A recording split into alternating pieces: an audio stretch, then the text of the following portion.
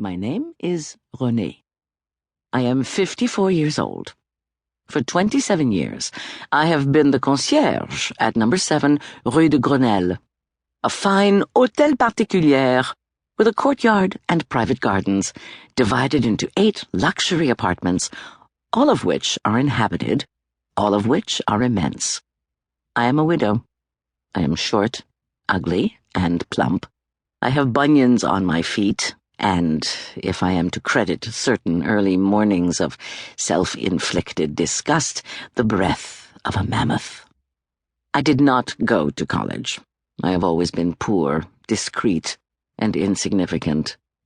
I live alone with my cat, a big, lazy Tom who has no distinguishing features other than the fact that his paws smell bad when he is annoyed.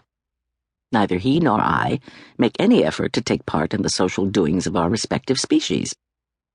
Because I am rarely friendly, though always polite, I am not liked, but am tolerated nonetheless. I correspond so very well to what social prejudice has collectively construed to be a typical French concierge that I am one of the multiple cogs that make the great universal illusion turn. The illusion according to which life has a meaning that can be easily deciphered. And since it has been written somewhere that concierges are old, ugly, and sour, so has it been branded in fiery letters on the pediment of that same imbecilic firmament that the aforementioned concierge have rather large, dithering cats who sleep all day on cushions covered with crocheted cases.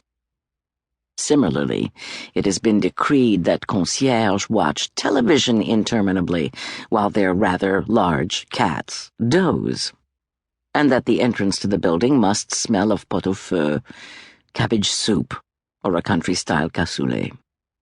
I have the extraordinary good fortune to be the concierge of a very high-class sort of building.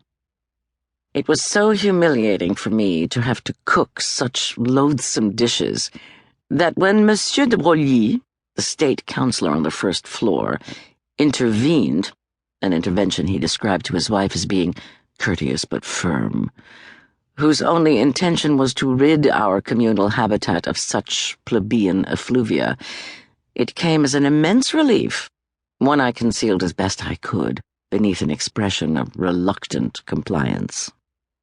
That was 27 years ago.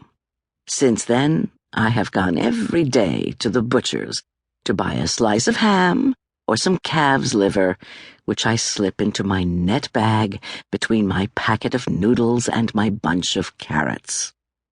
I then obligingly flaunt these paupers' victuals, now much improved by the noteworthy fact that they do not smell, because I am a pauper in a house full of rich people, and this display nourishes both the consensual cliché and my cat Leo, who has become rather large by virtue of these meals that should have been mine, and who stuffs himself liberally and noisily with macaroni and butter and pork from the delicatessen, while I am free, without any olfactory disturbances or anyone suspecting a thing, to indulge my own culinary proclivities. Far more irksome was the issue of the television. In my late husband's day, I did go along with it, for the constancy of his viewing spared me the chore of watching. From the hallway of the building you could hear the sound of the thing, and that sufficed to perpetuate the charade of social hierarchy. But once Lucien had passed away, I had to think hard to find a way to keep up appearances. Alive, he freed me from this iniquitous obligation.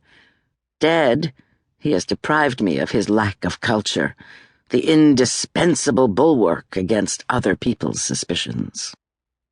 I found a solution thanks to a non-buzzer.